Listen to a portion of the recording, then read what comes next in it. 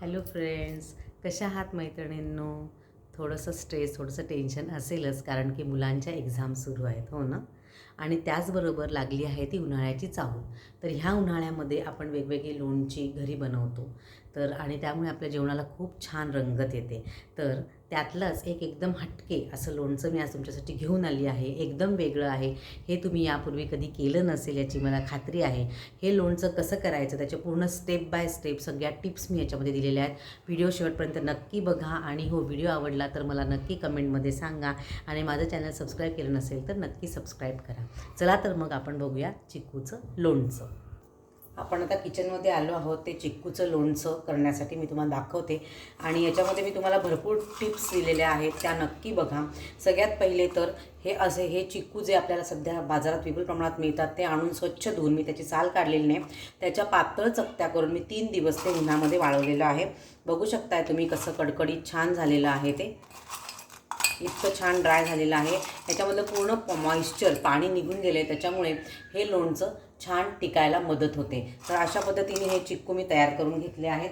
आता आपण लोणच्याच्या प्रक्रियेला सुरुवात करूया. सर्वप्रथम आपल्याला हे साहित्य मी दाखवते. लिंबाचा रस घेतला आहे, साखर, आल्याचे उभे उभे तुकडे साल काढून केलेले आहेत ते, त्याच्यानंतर गरम मसाला, तिखट, हळद, मीठ, हिंग घालायचं आहे आपल्याला. आणि हा एक लोणच्याचा खास मसाला मी तयार करून घेतला आहे. तो कसा केला, त्याचं प्रमाण काय आहे ते मी करता करता तुम्हाला सांगते. तर सगळ्यात पहिली प्रोसेस आपण आता करणार आहोत, ती मी तुम्हाला दाखवते. सगळ्यात पहिले आता मी इथे गॅस ऑन केलेला आहे. तर आपल्याला हा साधारणतः मी 3 लिंबांचा रस घालून काढून घेतलेला आहे. तर हा 3 टेबलस्पून एवढा माझा झालेला आहे. माझा टेबलस्पून दाखवते मी तुम्हाला. करता करता मी तुम्हाला टेबलस्पून पण दाखवते. हा माझा टेबलस्पून आहे. तर आणि मी याच्यातल्या बिया मुद्दामून काढलेल्या नाही आहेत, कारण की त्या तशा छान लागतात त्या लोणच्याला. त्यानंतर आता आपल्याला ह्याच्यामध्ये साखर घालायची आहे. तर जितकं मी लिंबाचा रस घेतला आहे ना मैत्रिणींनो, तेवढा तो मी मोजून घेतला आणि त्याच्या दुपटीने मी याच्यामध्ये साखर घातलेली आहे. तर सर्वप्रथम आपण काय करणार आहोत, तर ही साखर विरघळून घेऊया. आता आपण गॅसची फ्लेम थोडी वाढवू शकतो या स्टेजला, कारण आपण कंटिन्युअस त्याला हलवतो आहे म्हणून. तर आपल्याला साखरी व्यवस्थित याच्यामध्ये विरघळवून घ्यायची आहे या लिंबाच्या रसामध्ये. आणि साखरेचं प्रमाण रसापेक्षा जास्त असल्यामुळे ती खाली लागणार नाही ह्याची काळजी घ्यायची आहे, नाहीतर साखर आपली कॅरमेलाइज होईल आणि मग आपल्या लोणच्याचं सगळं बिघडून जाईल. कारण की ह्या प्रक्रियेवरती लोणच्याचं टिकणं म्हणा किंवा लोणच्याला सगळे मसाले कोट होण्यासाठी हे खूप गरजेचं आहे. तर आपण इथे ही साखर विरघळवून घेऊयात व्यवस्थित. आणि हे प्रिझर्वेटिव्ह तुम्हाला वेगळं घालायचे त्याच्यामुळे काहीच गरज नाही आहे.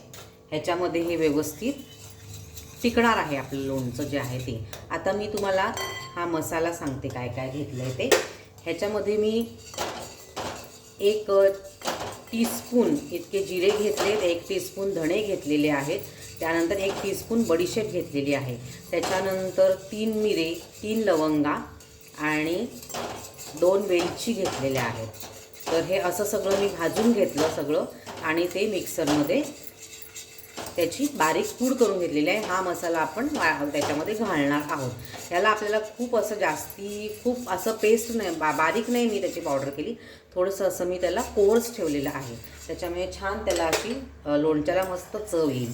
बघा तुम्ही इथे बुडबुडे यायला सुरुवात झालेली आहे आणि आपली संपूर्ण साखर पण विरघळलेली आहे. आता मी हे व्यवस्थित तयार करून घेते आणि मग आपण पुढची प्रक्रिया बघणार आहोत. आपलं साखर आणि लिंबाचं जे रसात साखर घालून आपण जे मिश्रण तयार केलं होतं ते साधारणतः ह्या कन्सिस्टन्सीला आलेलं आहे. आणि ह्या स्टेजला आपल्याला गॅस बंद करायचा आहे आणि पूर्ण गार करून घ्यायचं आहे. आणि जसं जसं हे गार होईल तसं ते थोडंसं आणि घट्ट होणार आहे. तर ही कन्सिस्टन्सी बरोबर आहे. मी तुम्हाला परत एकदा दाखवते याची कन्सिस्टन्सी कशी ठेवायची. अशी फ्लोई कन्सिस्टन्सी ठेवायची आहे. खूप घट्ट पाक आपल्याला पाक होईल अशा स्टेजला त्याला आणायचं नाही आहे. हे बघा, आता हे गार होईल तसं तसं ते अजून आळत येणार आहे. आता मी हे व्यवस्थित गार करून घेते आणि मग पुढची प्रोसिजर दाखवते. आपलं हे जे मिश्रण आपण केलं होतं ते गार झालेलं आहे आणि मी म्हटलं तसं बघा ते कसं घट्ट, आधीची कन्सिस्टन्सी कशी होती फ्लोई, आणि त्या कन्सिस्टन्सीला आपण गॅस बंद केल्यानंतर आता ते जेव्हा गार झाले तेव्हा त्याची कन्सिस्टन्सी बघा तुम्ही, थोडी घट्टपणा आला आहे त्याला. तर आता आपण ह्याच्यामध्ये आपले ड्राय आधी जे इन्ग्रेडियंट ते घालून घेणार आहोत. तर साधारणतः 1 चमचा इथे मी मीठ घालते, 1 ते 1.5 चमचा मीठ. त्याच्यानंतर मी घालते आहे इथे हळद, साधारणतः पाव चमचा हळद, आणि हे लाल तिखट आहे हे आपण चमचाभर घालणार आहोत. त्यानंतर गरम मसाला, अर्धा चमचा मी गरम मसाला घालते आहे. त्यानंतर साधारणतः 1 छोटा चमचा होईल एवढा हिंग मी याच्यात घालून घेतलेला आहे. त्यानंतर मैत्रिणींनो आता आपण घालूयात हे आलं. ॲक्च्युली हे आलं जेव्हा तुम्ही गुळाचा पाक कराल तेव्हा घातलं तरी चालतं, सॉरी जेव्हा लिंबात साखर घालून कराल ठेवाल तेव्हा जरी तुम्ही आलं घातलं तरी चालणार आहे. त्यानंतर आता ही जी आपली आपण मसाला करून घेतलेला होता तो साधारणतः 2.5 टेबलस्पून एवढा हा मसाला आहे.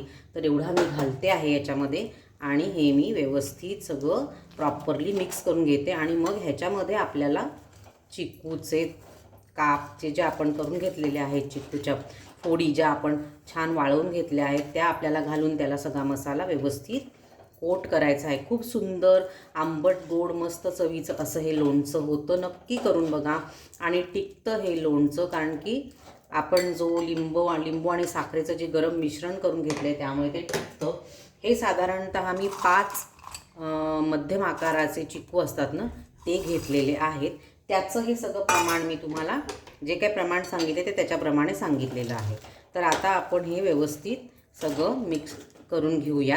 याची अजून एक पद्धत तुम्हाला मी सांगते की जर का तुम्हाला साखर नसेल घालायची तर तुम्ही गूळ घालून देखील हे लोणचं बनवू शकता. त्याच्यासाठी फक्त काय करायचं की लिंबामध्ये आपण कसं केलं की लिंबाच्या रसात त्याच्या दुपटीने आपण हे घातलेली साखर घालून आपण बनवलं, बरोबर. तर त्याच्याऐवजी जर तुम्ही गूळ घालणार असाल तर मात्र लिंबाचा रस हा वरून घाला आणि पाण्यामध्ये गुळाचा व्यवस्थित असं गूळ त्याच्यामध्ये विरघळवून घ्या आणि थोडीशी उकळ आणा आणि मग त्याच्यामध्ये असे कोरडे मसाले सगळे घालून घ्या जसे मी आता दाखवले तसे, आणि मग चिक्कू घाला नंतर. तर हे व्यवस्थित आता आपलं कोट झालेलं आहे छानपैकी. आणि हे लोणचं आपण आता मी याच्यात असं थोडंसं मुरू देणार आहे आणि मग नंतर मी हे घालून ठेवणार आहे एका बरणीमध्ये छानपैकी स्टोअर करून ठेवणार आहे. सगळ्या याला छान असं आपलं मिश्रण लागलेलं आहे, मसाला लागलेला आहे सगळ्या फोडींना. आणि बघू शकताय तुम्ही किती सुंदर वाटतंय आपलं हे लोणचं, खूप छान वाटतंय. खूप छान आंबट गोड चवीचं सुरेख असं. तुम्ही सांगितलं तर म्हणजे लक्षात पण येणार नाही की हे चिक्कूचं लोणचं आहे म्हणून.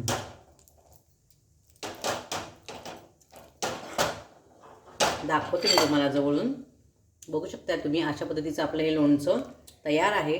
मग हे मी आज असंच कढईत ठेवणार आणि मग उद्या सकाळी मी ते बरणीत भरून ठेवणार आहे.